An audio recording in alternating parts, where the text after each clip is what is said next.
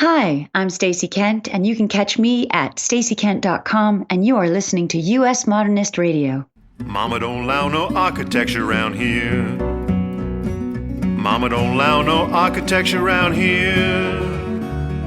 Oh, I don't care what Mama don't allow, gonna draw mine modern anyhow. Mama don't allow no architecture around here. Welcome to U.S. Modernist Radio, where we talk and laugh with people who enjoy, own, create, dream about, preserve, love, and hate modernist architecture, the most exciting and controversial buildings in the world.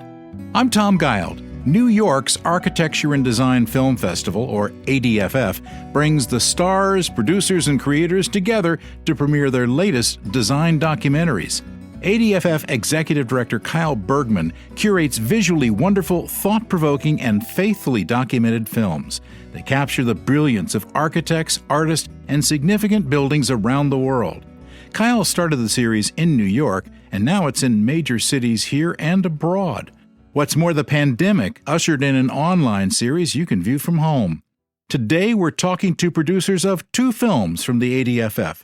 Adrian Dorschner and Thomas Beyer created the film Robin Hood Gardens, the story of a concrete housing project in London in a style known as brutalist, loved by architecture fans but unloved by residents and critics, including King Charles. Later, you'll learn about Winy Maas, founder of world-class architects MVRDV, in the film Under Tomorrow's Sky with our guest producer Jan Lauter. And now, having appeared in exactly one architecture documentary, here's your host, Mr. Modernism, George Smart. Thanks, Tom. It's true. Just one film, because I'm no Alan Hess. Our buddy and frequent podcast guest, Alan Hess, architect and super prolific author, is the Samuel L. Jackson of architecture documentaries. He's appeared in more than anyone else, even Pulitzer Prize-winning Paul Goldberger, which is hard to beat. Alan is a constant source of inspiration for anyone, including me, who likes to talk publicly about architecture. He's generously contributed to a U.S. Modernist video we produced in Palm Springs a few years back. And he's the Justin Bieber of Modernism Week, with a multitude of crazy fans. Everybody wants to see Alan give a presentation or moderate a panel. He's a gentleman and a scholar and a good sport, and we love having him on the show. My one film? I was featured in Jake Gorst's Albert Frey documentary, Frey Part 2, The Architectural Interpreter. I'm the one with the Pringles potato chip in my hand. I'm hoping that Jake will make a sequel like everyone does these days, maybe a musical, something like on Disney. How about Frey 3, Fists of Fury on Ice? Lots of extra sound effects. Yes, very, very short film.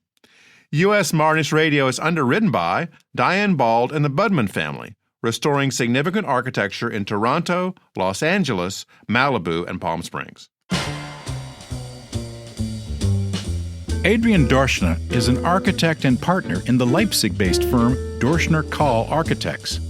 Thomas Beyer studied journalism and geography in Leipzig and is a commissioning editor for documentaries at Mitteldeutscher Rundfunk, aka Central German Broadcasting. Adrian and Thomas are the filmmakers behind the documentary Robin Hood Gardens.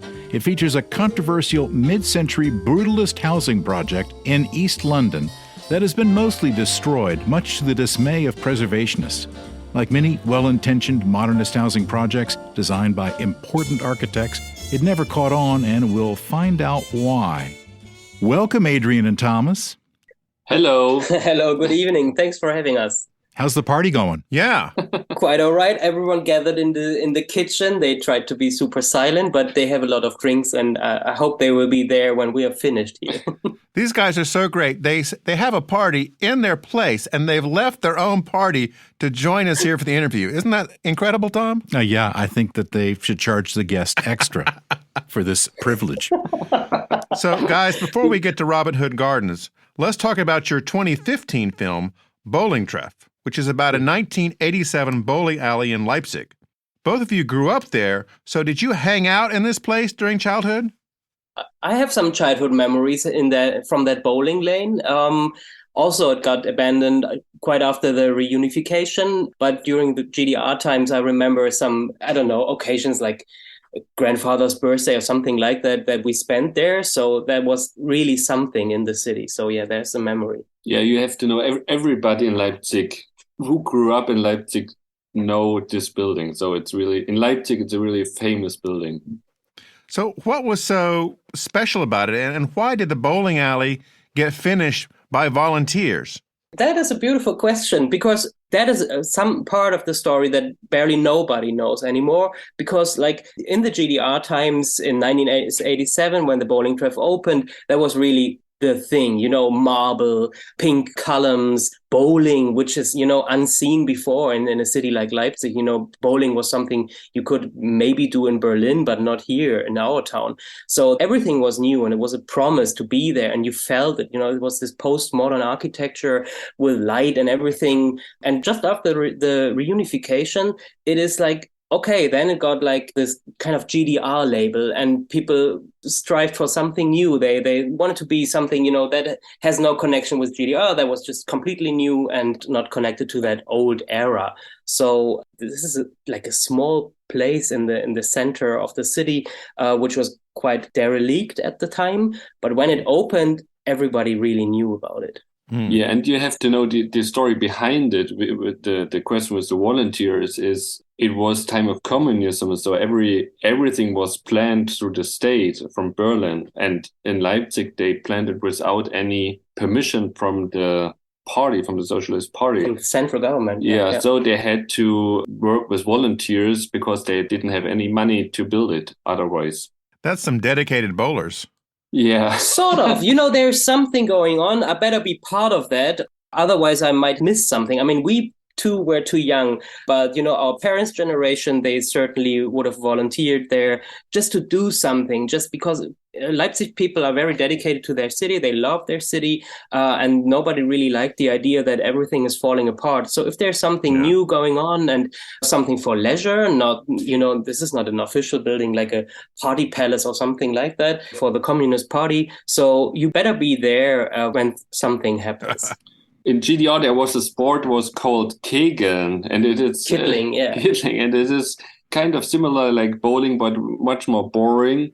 And bowling was something, and bowling was something from the West, from the US. So, but everybody loved it. But actually, it was not that liked like in the communist state to have like bowling. You have instead Kegeln. So this was really a big thing that.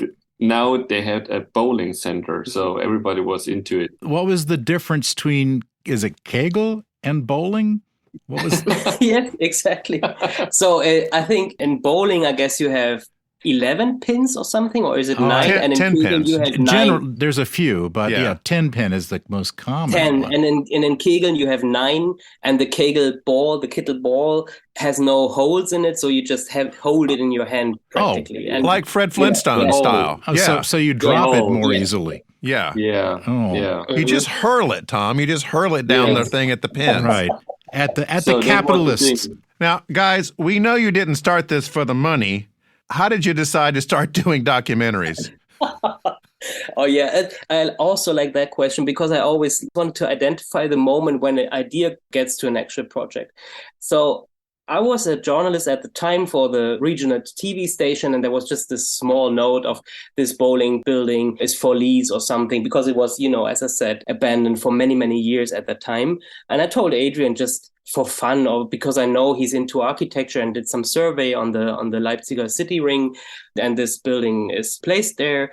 So I said to him, see, the building is for lease now. You can lease it and refurbish it and do something about it. And he was like, oh my God, this is the most amazing building in town. And I was like, okay, tell me the story. And at that time, and that was like 2009 or something, we were constantly thinking of doing documentaries on architecture and really placing the building in the center of the story, not like the people or, the stories that happened there, but just really making a building a protagonist. That was something we thought must be possible. And so we took it from there, and Adrian started researching and found out all this kind of the moonlighting story, and how there is also a past of that particular place. And we tell this in the story, right? Yes, that's mainly that's the story. Now you have to know that there was a building before the wall. this was from urban planning. It was kind of the same. The bowling track, it's like a round building. In the city, it's like a point. And before the war, and I did some research about the urban planning in Leipzig, and I recognized that before the war, there was this round building, and after the war, it was destroyed through the war. And then there were like 30 years, there was nothing there at this place. And then in 87, there was another round building. The point reappears. Yeah. So all of a sudden, you in the plans. Yeah. In the plans. So I thought this is really strange because like GDR or like communist architecture doesn't usually refer to pre-war architecture because they want to create something new, like a new kind of architecture for the future and nothing from the past. So this was kind of something unusual. So I started researching about the building, and then we recognized what's about this building. There was a round building there before the Second World War. Yes. And then it was blown up. And then 30 years of rubble. And then they said, let's put a round building back. Exactly. And this was something really uncommon. Yeah. And then you asked the architect of the bowling track, who was Winfried Schigoleit, who passed last year. And he's telling you this story of like he was also from the city and wanted to recreate the town from his memory, the town that he remembered as a kid.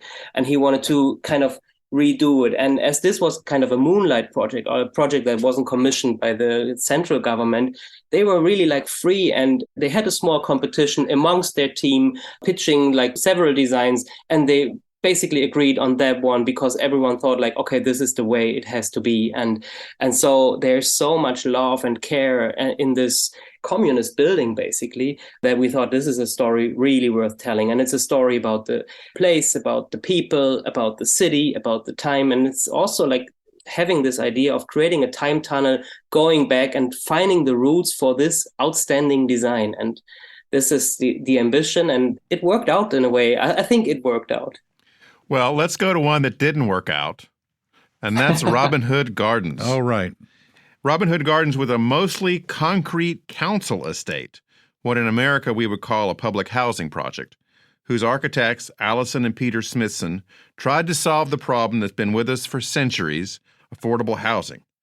The resulting buildings, one 10-story block and one 7-story block, were controversial from the very beginning. How come? To understand all the controversies, you have to think about how the Smithsons, Allison and Peter Smithson, how they lived their youth. They mainly got their youth in the World War II. So they really wanted to do something different. Yeah. Like they wanted to create something against or something more human than the Modernists did, like the Le Corbusier with the Carta from Athens and the Unité. They thought this is the wrong way the architecture is going, so they wanted to propose a more humanism architecture with like things like as found and an architecture which is connected to the street, and not a bottom-down architecture, but the bottom-up architecture. And then they created the Robin Hood Gardens. And in the end, it turned Turned to the opposite. Turned to the opposite. That's the thing. And this is the thing we were really interested in, that it was ambitious, and in the end, it was totally opposite. And today, everybody likes the Unité from Corbusier, but the Robin Hood Gardens were destroyed. So this is the... No, it's really the opposite of Bowling-Treff, because Bowling-Treff is a derelict building today, very much loved in the past. And here we have a building which was hated in the past, but occupied today. And Adrian, who is an architect, as you said, and I'm a journalist, and when he took me there, we were in London visiting friends, and he said, like, we have to go, and we usually, when we're on vacation, we go places, and he takes me places and shows me around and shows me, like, modern architecture. And now, most of the times I'm surprised what is so interesting about it, and here I was really stunned, and I was like, Adrian, we drove such a long way outside London. We're here in the middle of nowhere, basically, and there's this really grey, drab and dull building. What's so special about it? And there's not even a landmark like telling the story of the place or something. So this contradiction of it has this admiration in the profession of the architects, but as you are there, you can't really sense any thing going on which makes this place special. So that was really catching my attention of, we have something here where you have some conflicting or some contradictions in that we have so many times in modern architecture, and there you can really grab it with your hands. One of the design elements that Peter and Alison Smithson added to Corbusier's plan was this idea of streets in the sky, that you would somehow create a community on the different floors. How did that work exactly? Yeah, actually, you have to go back like in time. Everybody who has been to London knows London consists mostly of these terraced houses with small houses, not really dense 3 stories. And London was really bombed hard, mostly the East London. So the place where Robin Hood Gardens took place was really destroyed. So the Smithsons had the task to build a building for a lot of families in a really short time for not that much money. And so the Smithsons tried to create the typical British terraced house, but like condensed in a big, huge building, like a big social housing building. So the apartments, they all have 2 stories. There's a staircase in every apartment. So every apartment functions like a typical British house. But the street in the sky, it's like different. There's no connection to the street. But they wanted to create this street life, but in a really new way. And today we know this kind of typology, but the Robin Hood Gardens was one of the first buildings where they implement this kind of It's like a typology. street, it's like a street deck where you are safe, where your kids can play outside. And of course, there are no cars. It's like a corridor, but it's not very narrow. It's quite wide, and you can put plants out there or a bench or something, and create something like a street life on a 3rd floor. The Guardian, which is a newspaper in London, said in 2011 that the brutalist style of the Smithsons was radical and practical and beautiful, but to their enemies, among whom Prince Charles had the loudest microphone, they were uncompromising concrete boxes that were the greatest sins ever to be committed against humanity. Woo! So why the reaction against these buildings, and this building in particular?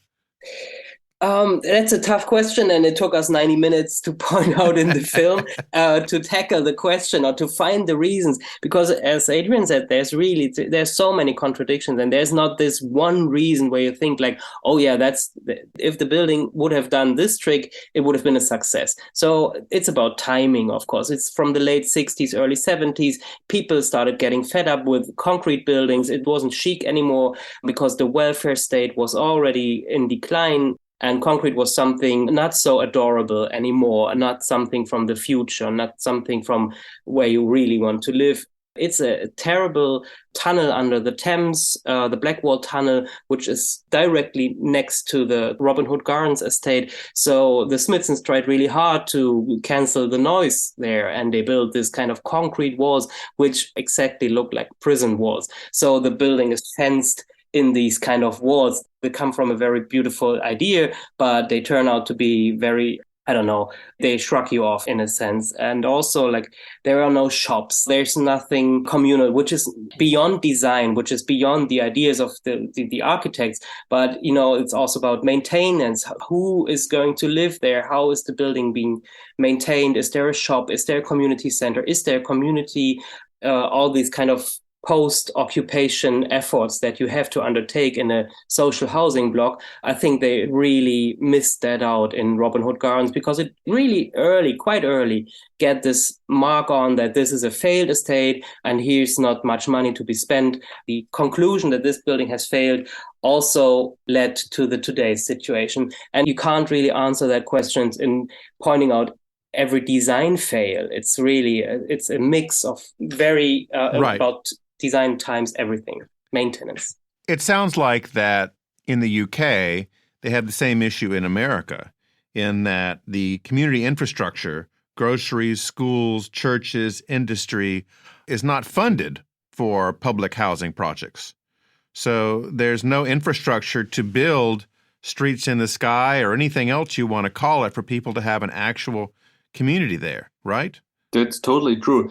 And you have to know that the Robin Hood Gardens, when they started planning, there was intact social welfare state in Great Britain. around the 70s, like the 72, the Robin Hood gardens were finished. There were like these huge cuts in the British welfare state, like cutting the free milk in the schools. And that's actually one of the reasons that the Robin Hood gardens were planned like for another kind of society, like, or for another kind of social infrastructure. Yeah. And if you cut this kind of infrastructure, it doesn't end well.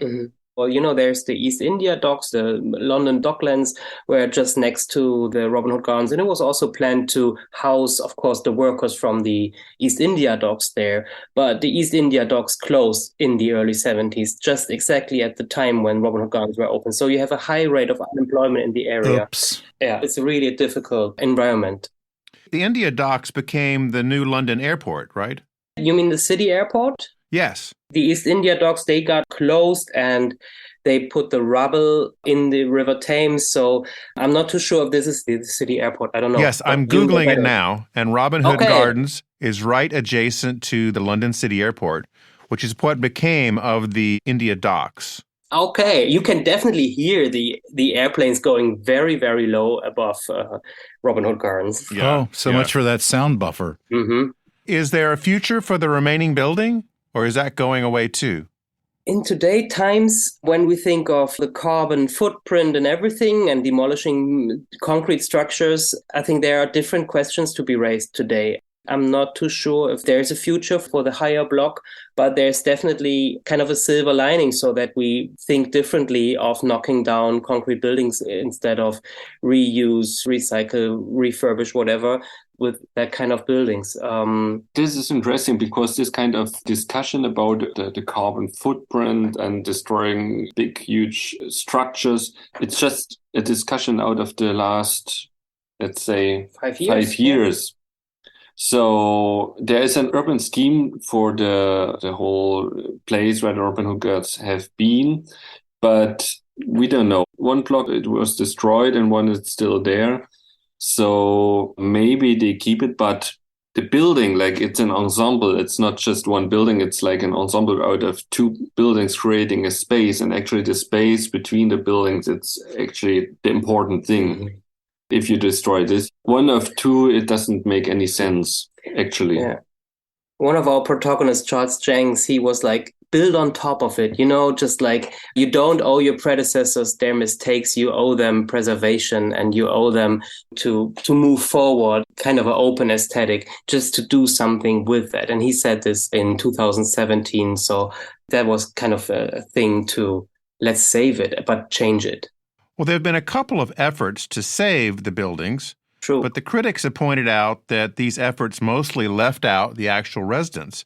And your documentary talked a lot with the people that lived there. So what did they have to say about it?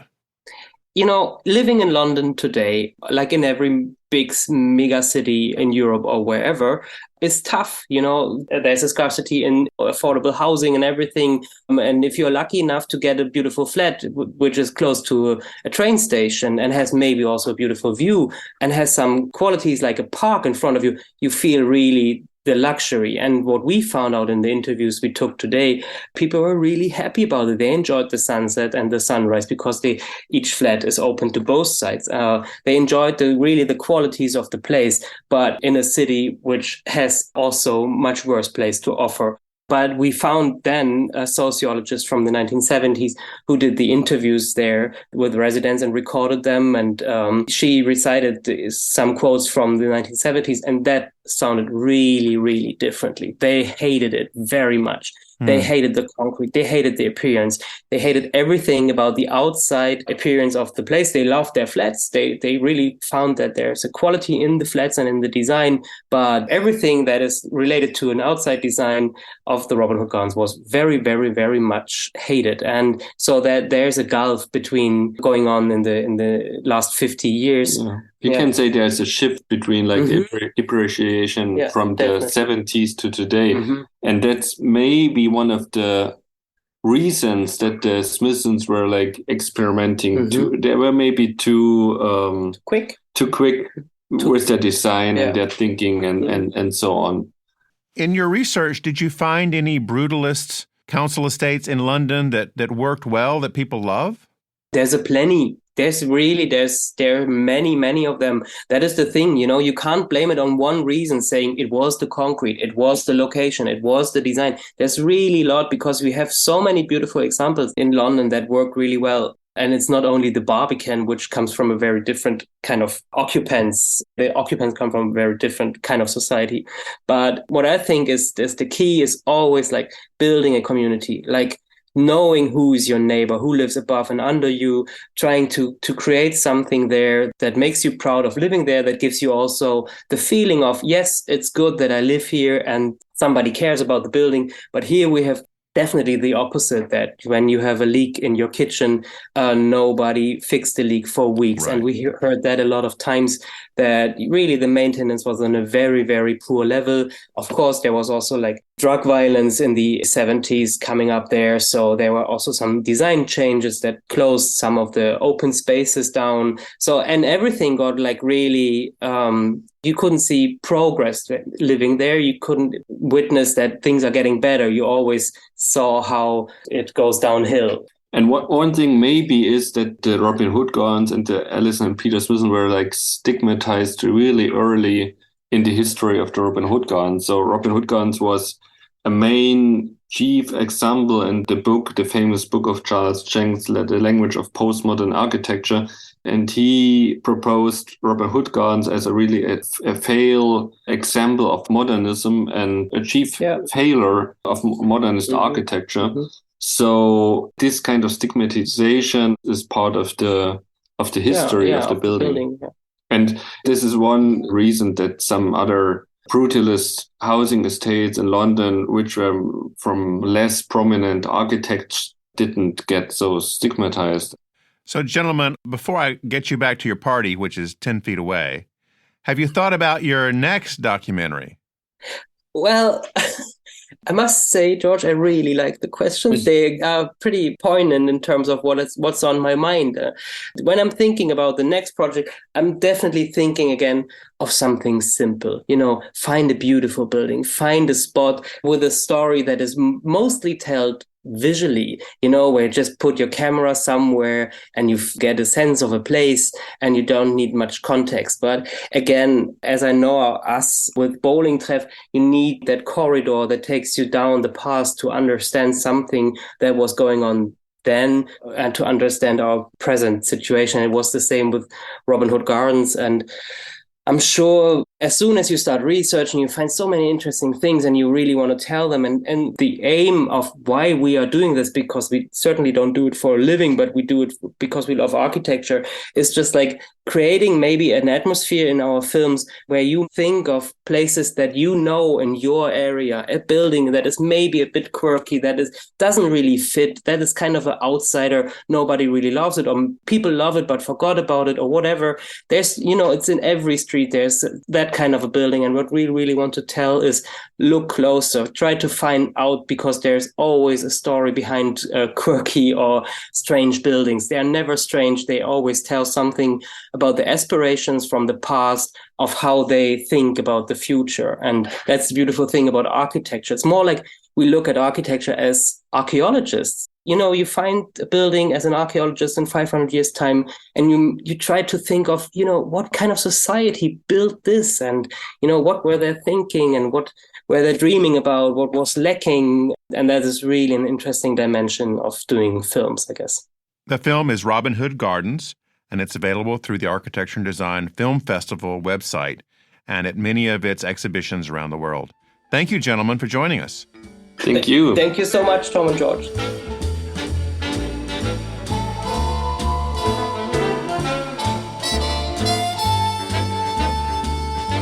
Another hit at the Architecture and Design Film Festival was Jan Lauter's Under Tomorrow's Sky. It's a behind-the-scenes look at renowned Dutch architect Winy Maas, a founding member of the architectural firm MVRDV. What is it with Dutch architects? Maas and his firm are rockstar architects, right up there with Bjarke Ingels. And no surprise here, they both used to work for Dutch architect Wim Koolhaas. That's like getting recruited to play for the Lakers under Phil Jackson. It's a fantastic dynasty of talent. Lauter's beautifully shot film profiles Winy Maas and follows the design of buildings in the Netherlands and Taipei. And Jan went all out to be with us today. He drove to the top of a remote mountain in France to get a good cell signal. Here's George's conversation with Jan Lauter. Jan, before we get started, I just want to thank you for going the extra mile for this interview because, as I understand it, you're in your car on a hill in France. Yeah, right. And to be honest, it's really in the middle of nowhere. A long time ago, my wife and myself, we bought a house here to escape now and then from the city of Rotterdam in the Netherlands where we live. And as I grew older, I spent more and more time here in nature. And the good thing is that life is very quiet over here. But the bad thing is that internet is so slow and sometimes doesn't work that I had to go uphill a few miles from my house to have this interview with you. But anyway, I'm very happy to do this, George. And to be honest, the view from my car is incredible because it's getting autumn and all the different colors. Oh, yes. Amazing. Yes. Yes. How did you start this project, Jan? How did you decide to pick this architect and follow him around for, 2 years? Yeah, more or less. Not all the time, of course. But first of all, I like to explain that I'm not really a specialist in architecture. I'm a documentary filmmaker. I made about 35 documentaries, feature ones, like from 1 hour and a half for cinema and television. And so I did a lot of many different subjects. I did a lot on writers. Also, an American cult writer whose name is John Fante. He's one of my favorite writers, and he rediscovered in the 80s by Charles Bukowski. Okay. I made a documentary on him, which is also about the city of Los Angeles. At the same time, I've done, let's say, more social issues, artists, all kind of different things. And a couple of years ago, I visited a lecture of this architect, Winy Maas. And I knew him before because the headquarters of the MVRDV studio, which Winy is one of the founders of in the early 90s, is in Rotterdam. And I visited this lecture and I thought, well, this guy who is making incredible buildings, but he's also a kind of visionary one. And he is not afraid to be politically incorrect in a way. So he had a very interesting story about the future of cities. So I thought I'm going to try to get in touch with him and let's see if it's possible to make a documentary together. Anyway, we had a meeting and there was a click between us. And one of the things I've asked Winy, are you going to let me and my crew to have a glimpse behind the scenes of this architecture world? Yes. Because otherwise I'm not going to do this. Because in my research for this first meeting, I've seen a couple of documentaries about famous architects, and you hardly don't see the real world. You know, you see the glitter and the glamour. And that is what I didn't want, finally. So this is more or less, in short, how I picked up Winy, and we had an interesting and great time together, although it was now and then difficult. But in the end, I'm happy with the film. Jan, did you happen to see the movie called The Competition?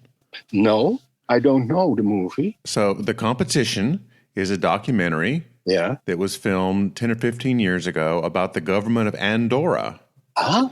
That was planning a new project. Okay. And as part of the request for proposals from the government, the architects who competed for it had to agree to be filmed as they were preparing their proposals. Wow, that's interesting. It's a wonderful behind-the-scenes view into how these architects get ready for a big bid. Wow, that's I think you would enjoy it. Yeah, I'm going to watch it, George. But anyway, you know, to be honest, there are so many great films made about architecture. You can't see them all, huh? Right.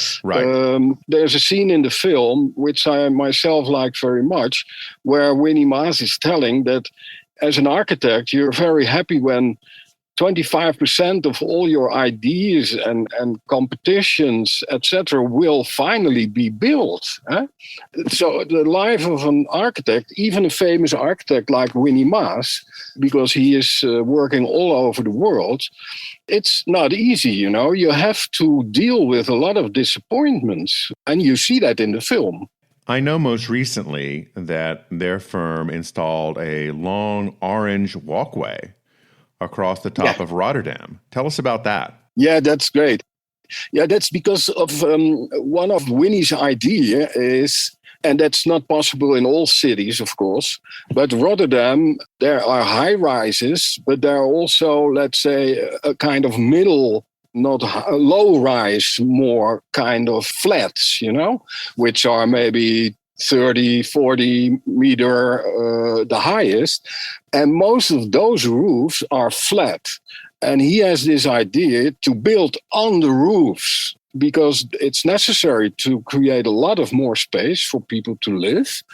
And that's also why he is doing those things with stairs and connecting rooftops to each other, like the project you're mentioning about. But that's more, let's say, a kind of installation kind of thing. It's for fun and to open ideas, you see? That's what it's about. If you want to see this, you can Google Rotterdam Rooftop Walk. Yeah. And you can see photos of it and how it stretches across basically two main buildings, but for about 2,000 feet. It's a long walk in this gorgeous orange color. Right. But the good thing is that once a year, there is this kind of festival. And Winy is each year working with the festival.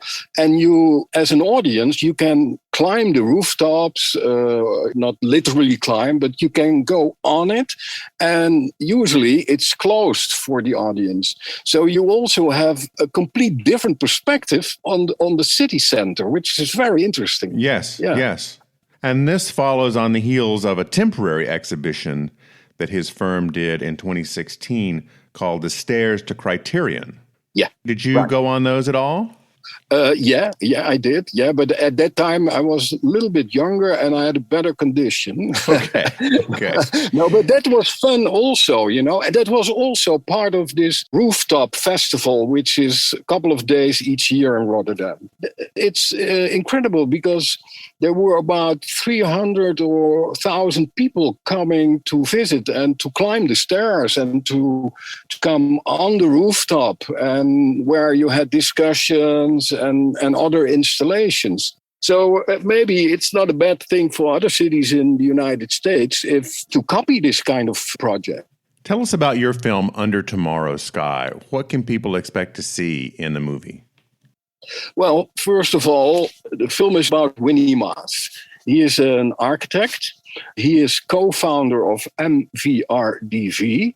Those letters are the first letters of the three founders. The M is from Winy Maas. MVRDV, their headquarters is in Rotterdam. They're working now, I think so, 350 people from all kind of nationalities, mostly young people. It's a very dynamic studio. And there are satellites in Paris, Berlin, Shanghai. They started also an office in New York.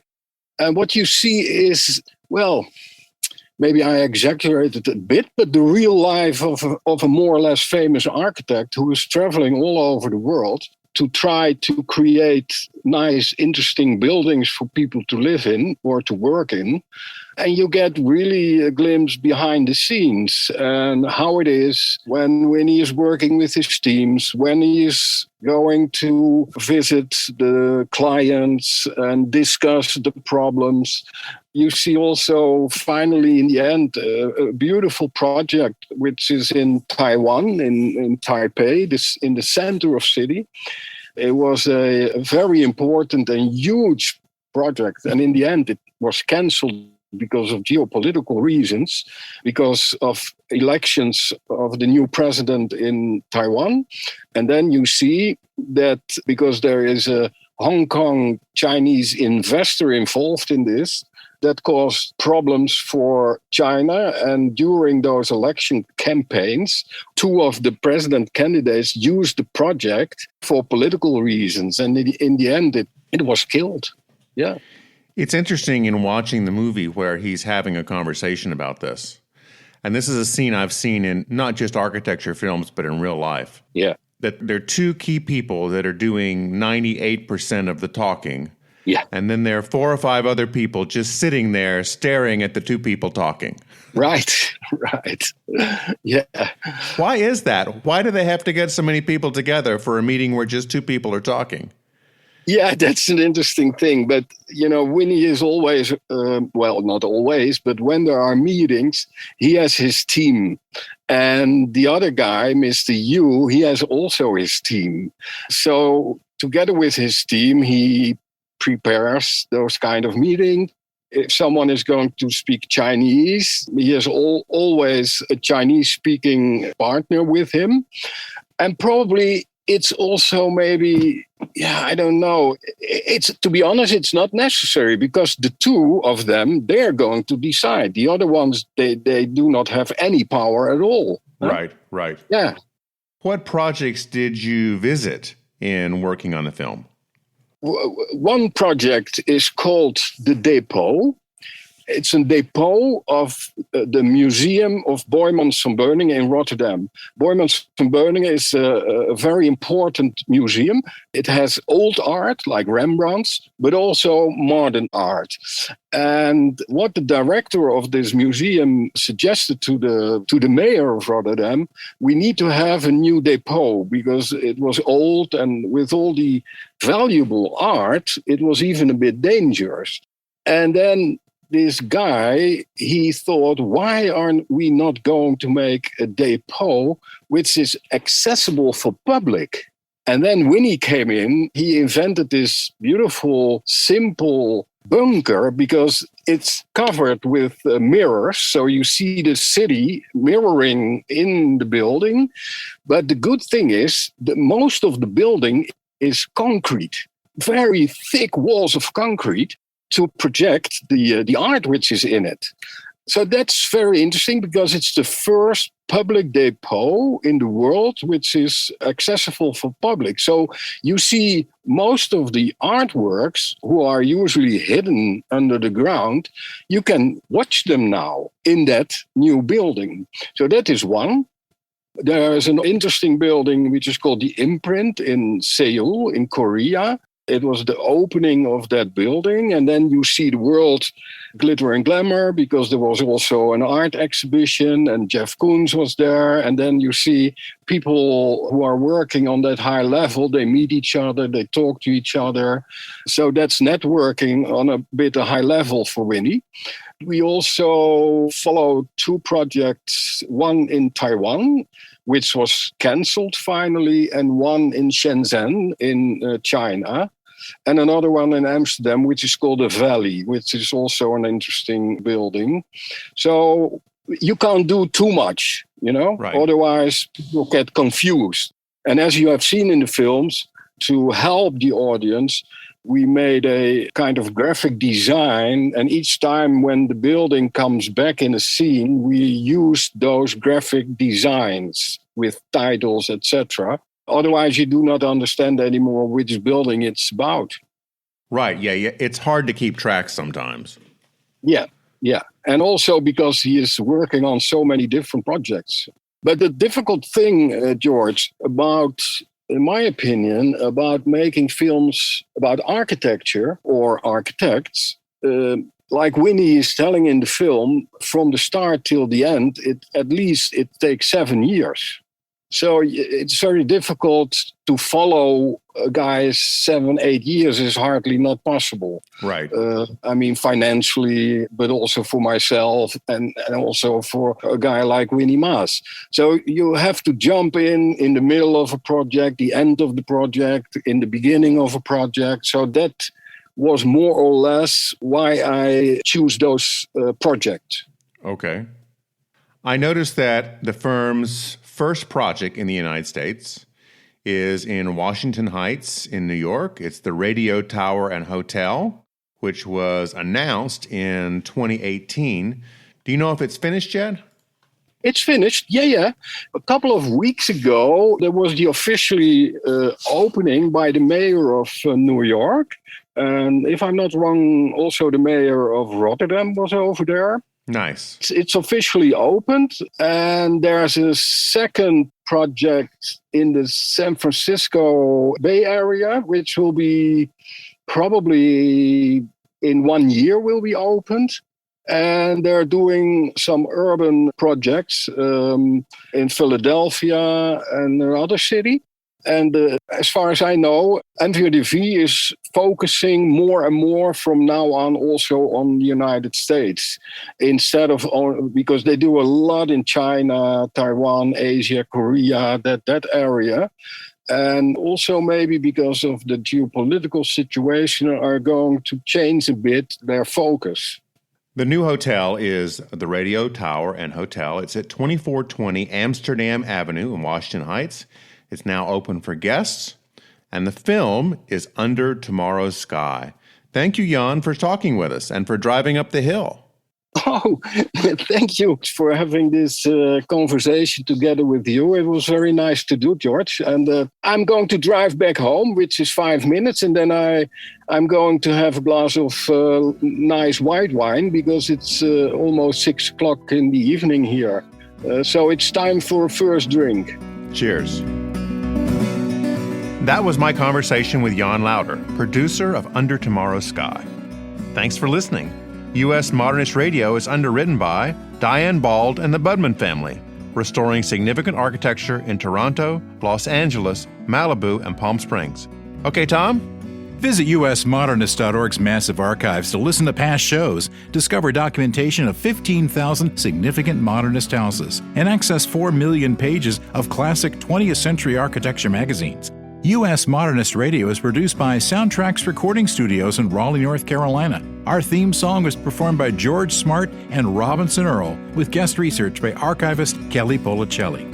U.S. Modernist Radio is a production of Modernist Archive Incorporated, a nonprofit educational archive for the documentation, preservation, and promotion of modernist residential design. I'm Tom Guile. George and I will be back soon with another beautifully recorded, historically important, passionately produced, but woefully underfunded architecture documentary edition of U.S. Modernist Radio. If you shoot it, they will come.